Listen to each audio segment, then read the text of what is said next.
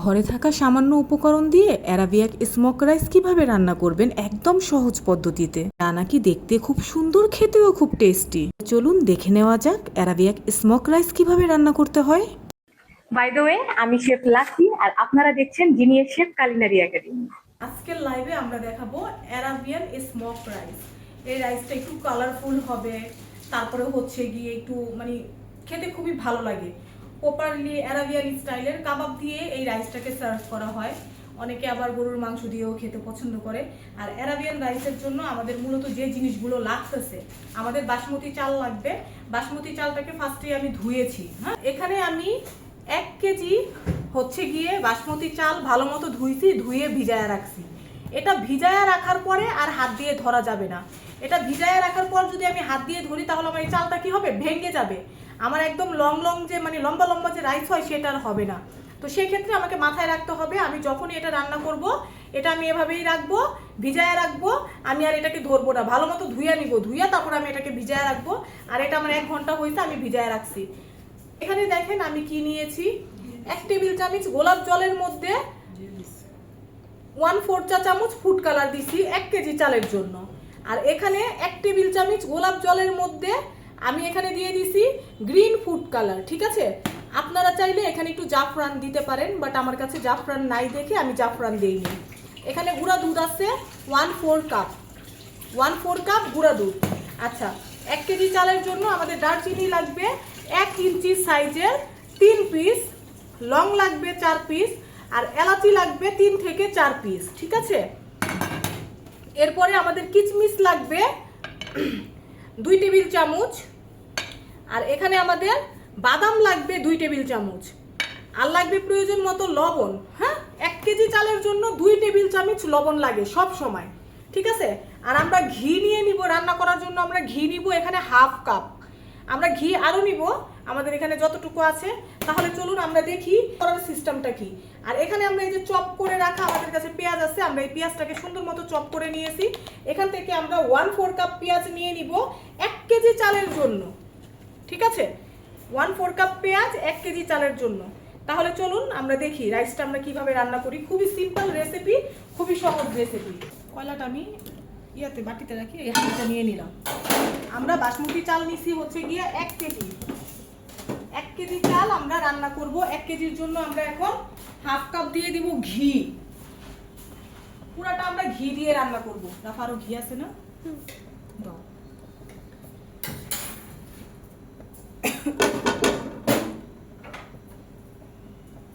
কেটে কেটে দিবা, দুইটা দিছি চলতে।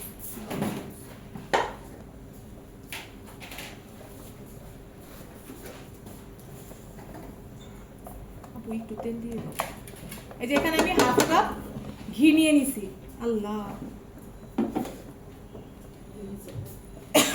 চার্জে দাও, চার্জে দাও। ওটা খুলে ফেলো, খুলে ফেলো। হ্যাঁ, খুলে ফেলো। এটা কই? হ্যাঁ, আমরা 1/2 কাপ ঘি দিয়ে দিলাম। এখন এই ঘিয়ের মধ্যে আমরা দিয়ে দিব এখানে 1/4 কাপ পেঁয়াজ কুচি। পেঁয়াজ কুচি 1/4 কাপ। এই যে দারুচিনি, এলাচি, লং সুন্দর করে দিয়ে দিলাম। এখন অনেকের প্রশ্ন থাকতে পারে না যে আপু আদা রসুন দিবেন না কেন? আদা রসুন দিলে আর একটু ভালো হইতো, তাই না? সব রাইসে আদা রসুন যায় না। আমরা ঘিয়ের ফ্লেভারটাকে সবার কাছে তুলে ধরবো। যখনই আমি রাইসের মধ্যে আদা রসুন দিব তখন ঘিয়ের ফ্লেভার নষ্ট হয়ে যাবে। এটার জন্য আমি খুব কিন্তু বেশি পরিমাণ মশলাও এখানে দেইনি। আপনারা এই রাইসটা বাসায় রান্না করবেন, কাবাবের সাথে সার্ভ করবেন। যেহেতু আপনারা আমাদের একটা শেফের স্পেশাল কাবাবের ক্লাসও লাইভে পেয়েছেন, সেই কাবাবের সাথে এটা সার্ভ করবেন। এটা খেতে যে কি পরিমাণ ইয়াম্মি তারপরে বুঝবেন। আচ্ছা, এটা হতে হতে এখানে আমি 4 থেকে 5 পিস দিয়ে দিচ্ছি আলু বোখারা। এটাকে আমি সুন্দর করে হালকা একটু লাল করব, বেশি লাল করব না। বেশি লাল করলে কি হবে, আমার রাইসের কালারটা চেঞ্জ হয়ে যাবে। হালকা একটু লাল করব। পেঁয়াজের যে একটা ব্যাড ফ্লেভার আছে সেই ফ্লেভারটা যেন উড়ে যায়। ঠিক আছে, এখন আমি দেখেন 1 কেজি বাসমতি চাল নিয়েছি। আমরা যখন পোলাওয়ের চালের পোলাও রান্না করি 1 কেজি চালে 1.5 কেজি পানি দেই, বাট যখন আমি বাসমতি চালের পোলাও রান্না করতেছি তখন 1 কেজি চালে আমাকে 2 কেজি পানি দিতে হবে। তাইলে আমি এখানে 2 কেজি পানি সুন্দর করে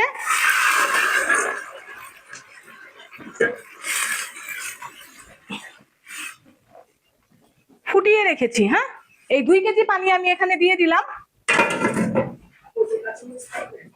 হ্যাঁ,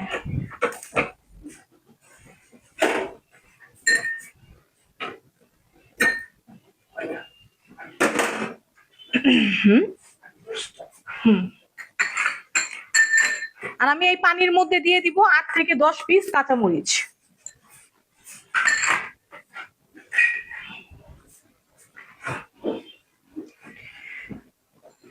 এখন এটা ফুটে উঠবে। হ্যাঁ, আমরা কিন্তু গরম পানি অলরেডি দিয়েছি, এটা ফুটে উঠবে।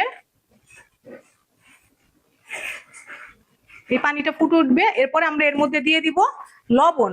1 কেজি চালের জন্য আমরা সব সময় চেষ্টা করব 2 টেবিল চামচ লবণ দিব। 1 কেজি চালে 2 টেবিল চামচ লবণ চলে যায়।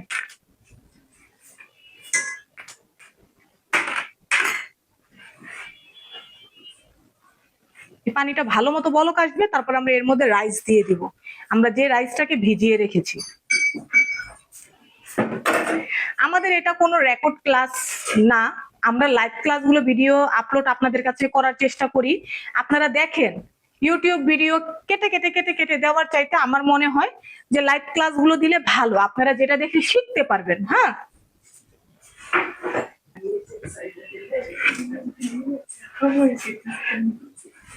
আচ্ছা, আমাদের পানি এরকম যখন ফুটে উঠবে তখন আমরা এই চালটাকে সুন্দর করে ছেঁকে নিয়ে আসবো, তারপর আমরা আস্তে করে চালটাকে দিয়ে দিব।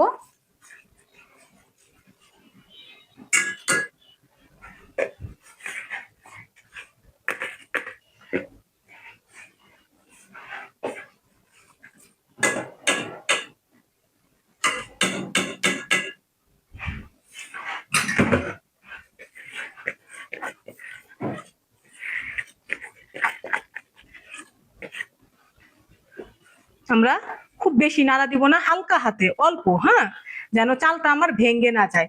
আমি প্রথম একদম ঘড়ি দেখে সুন্দর এবং অথেন্টিক বাসমতি চালের পোলাও রান্না করার সিস্টেমই হচ্ছে এটা। আপনি এই যে ফুটন্ত গরম পানির মধ্যে রাইসটা দিয়েছেন, এখন রাইসটা যখন ফুটে উঠবে একেবারে ঘড়ি দেখে 5 মিনিট এটা হাই হিটে কুক হবে। ঘড়ি দেখে 5 মিনিট আমি এটাকে হাই হিটে কুক করব। তারপরে আমার চুলার তাপ যদি 100% থাকে সেটাকে আমি 70% নিয়ে যাব পরের 3 মিনিট। ঠিক আছে, কারণ আমার রাইসটা লং হবে। এই যে দেখেন এটা ফুটে উঠতেছে, একটু দেখাও। আর চুলার টেম্পারেচার একেবারে হাই, চুলা কিন্তু আমাদের কমানো না, চুলা একেবারে হাই হিটে বাড়ানো আছে। এই যে দেখেন এটা বলক আসতেছে, আমরা জাস্ট হালকা হাতে এভাবে এটাকে নাড়াচ্ছি। এটা প্রপারলি বলক আসবে, তারপরে আমরা এটাতে গুঁড়া দুধ দিব। এখন দিব না। এখন গুঁড়া দুধটা কেন দিব না, এটা আপনাদের মনে অনেক প্রশ্ন থাকে। গুঁড়া দুধ দিলেই যে পোলাও অনেক মজা লাগে তা কিন্তু না। গুঁড়া দুধটা আমি এখন এই কারণেই দিব না, আমার পোলাওটা যেন আঠালো হয়ে না যায়। যখন একটু গুঁড়া দুধ বেশি পড়বে তখন রাইসটা কি হবে, একটু আঠালো আঠালো হয়ে যায়। আমি যেরকম একদম ঝড় ঝরে চাচ্ছি সেই জিনিসটা তখন আমি পাচ্ছি না। হ্যাঁ, এই যে দেখেন আমাদের রাইসটা আমরা কিন্তু খুব জোরে জোরে নাড়তেছি না, একদম ফুটন্ত বলক আসা পর্যন্ত 3 মিনিট আমি ওয়েট করব।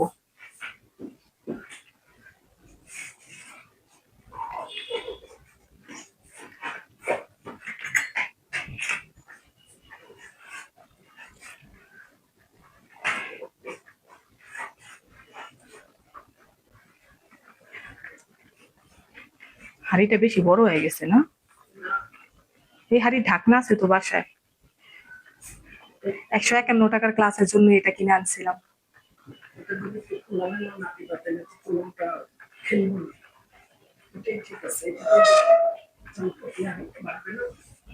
এই দেখেন এটা পুরা ফুটে উঠছে।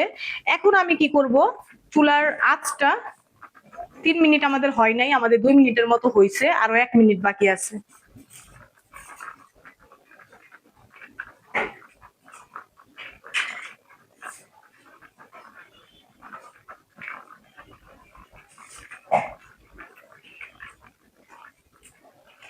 এখন আমি চুলার আঁচটা 70% নিয়ে যাব। এটা একটু আস্তে আস্তে কুক হবে আর চালটা লম্বা হবে। হ্যাঁ,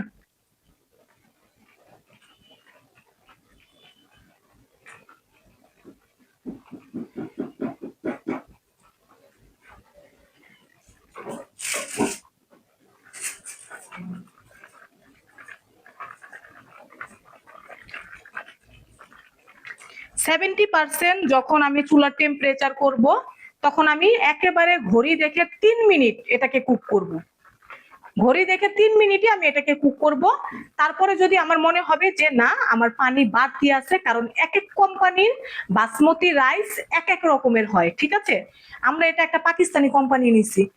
বাসমতি চালের প্যাকেটটা আছে, একটু ওদেরকে দেখাও আমরা কোনটা নিছি।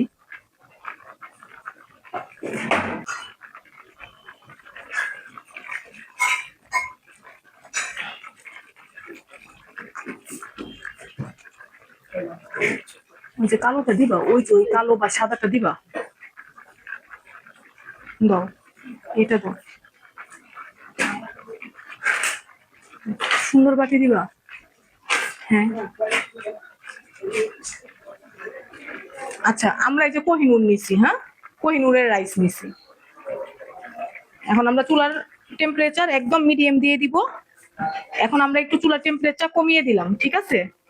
আর এটাকে আমরা এই যে নাড়তেছি, দেখেন এটার মধ্যে কিন্তু এখনো পানি আছে, দেখছেন এই রাইসের মধ্যে পানি আছে। এটা কিন্তু কিচ্ছু করা যাবে না এখন, হ্যাঁ, এখন দমে দেওয়া যাবে না। আমি এর মধ্যে এখন 1/4 কাপ গুঁড়া দুধ এই যে দিয়ে দিতেছি। আমরা এতক্ষণ দেইনি, এখন দিছি। এখন দেওয়ার কারণ কি, এটা আর চালটাকে আঠালো করতে পারবে না, কারণ চালটা 90% কুক হয়ে গেছে অলরেডি। আমরা আস্তে আস্তে নাড়বো, খুব জোরে জোরে নাড়বো না, ঠিক আছে। এই যে আমি চারো সাইডে নেড়ে দিলাম।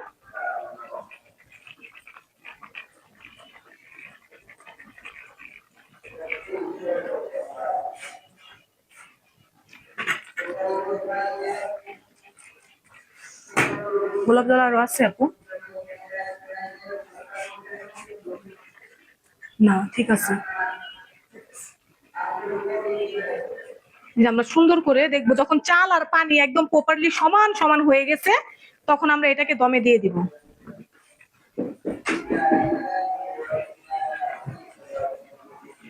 এখনো কিন্তু এটা চাল পানি সমান সমান হয় নাই, দেখেন এটাতে ভালো পানি আছে, দেখছেন এটার মধ্যে ভালো পানি আছে। এই চাল আর পানিটা সমান সমান হয়ে যাবে।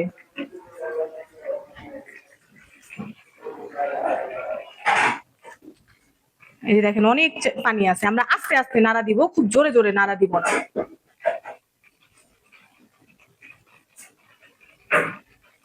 বাসমতি চাল যদি আমরা খুব জোরে জোরে নাড়াচাড়া করব, তাহলে কি হবে, চালটা ভেঙে যাবে, এই পোলাওটা দেখতে সুন্দর লাগবে না, ভেঙে ভেঙে যাবে, চালটা লম্বা হবে না। তো আমরা ধৈর্য সহকারে আমাদের মেজারমেন্ট আমরা যেটা আপনাদেরকে দিয়েছি, সেই মেজারমেন্ট অনুযায়ী আপনারা যদি ধৈর্য সহকারে দেখেন, তাহলে আর কোনো প্রবলেম হবে না।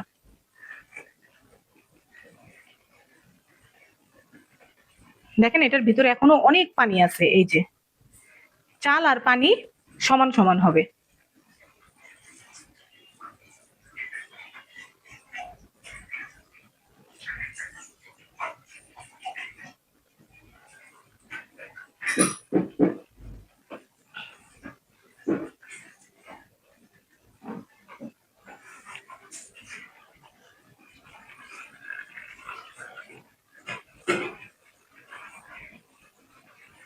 এই যে এখন চাল পানি একদম পুরো সমান সমান হয়ে গেছে। হ্যাঁ, দেখেন এখন কিন্তু পানি নাই, কিন্তু একটু ভেজা ভেজা লাগতেছে। এখন পানি নাই, ভেজা ভেজা লাগতেছে। যখন দেখবো যে পানি নেই, তখন আমরা এটাকে সুন্দর করে দমে দিয়ে দিব। কিন্তু দমে দেওয়ার আগে আমাদের যে কাজটা করতে হবে, সেটা হচ্ছে কি, আমরা পুরোটা সমান করতেছি,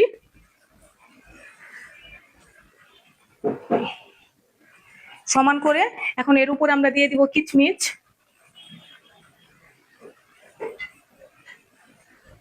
তারপরে আমাদের কাছে এই যে স্লাইস বাদাম আছে, আপনারা চাইলে পেস্তা বাদামও দিতে পারেন। আমি জাস্ট অ্যালমন্ড দিতেছি, আপনারা চাইলে পেস্তা বাদামও দিয়ে দিতে পারেন। আচ্ছা, এখানে আমি একটু ফুড কালার আর হচ্ছে গিয়ে আমি একটা সাইডে দিলাম গোলাপ জল, আর এক সাইডে দিলাম আমি এই যে অরেঞ্জ কালার। আপনারা চাইলে এখানে ইয়াও রাখতে পারেন, কি বলে আপু, ঘি দাও তো। 1 চামচ ঘি দাও। এখানে আমি এই যে হাঁড়িটা বসালাম, একটা ছোট্ট বাটি বসালাম, বাটি বসায়া এই যে আমি একটা কয়লা পুড়ে রেখেছি সেটা দিলাম। রাফা ইয়া করো, এই যে ফয়েল পেপার দাও। কয়লাটাকে আমি সুন্দর করে আগুন জ্বালাইছি, জ্বালানোর পরে এখানে দিচ্ছি, দিয়ে হ্যাঁ দিয়ে দাও। আমরা 1/2 চামচ ঘি দিয়ে দিলাম, দাও তো ছোট। তারপরে আমরা এটাকে ঢেকে দিব এভাবে।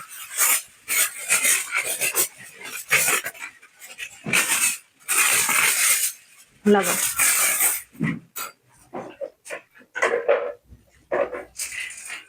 আমরা এটাকে সুন্দর করে এভাবে ঢেকে দিব। আপু কিছু দাও তো এটার উপরে দেওয়ার জন্য।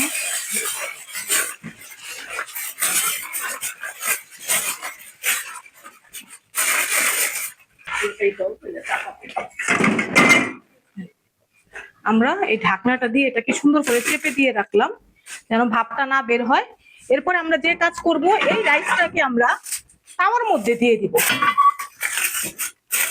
15 থেকে 20 মিনিটের জন্য আমরা এটাকে তাওয়ার মধ্যে দিয়ে দিব।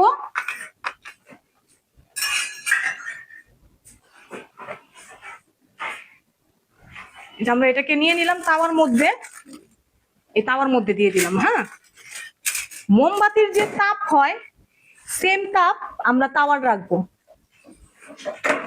এই যে লাইক এরকম আমাদের টেম্পারেচারটা থাকবে তাওয়ার মধ্যে, শুধু মাঝখানে আগুন উঠতেছে।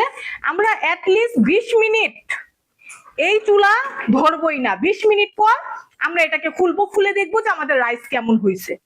ঠিক আছে, তাহলে 20 মিনিট পর আবার দেখাচ্ছি। আমরা এখন লাইটটাকে ক্লোজ করছি।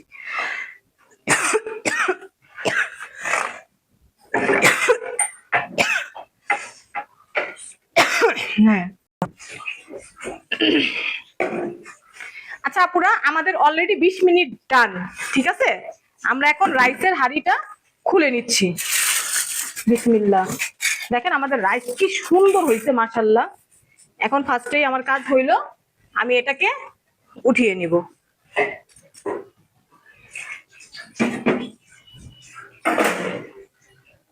এই যে আমাদের রাইসটা দেখেন, আমরা যদি ফুল জিনিসটাকে ফলো করি, এই যে রাইসটা কি সুন্দর ঝরঝরে হয়েছে দেখেন। রাইসটা হওয়ার পরে আমি উপর থেকে সামান্য একটু ঘি দিয়ে দিলাম। ঠিক আছে, এখন এই রাইসটাকে আমি ঢেকে রেখে দিব।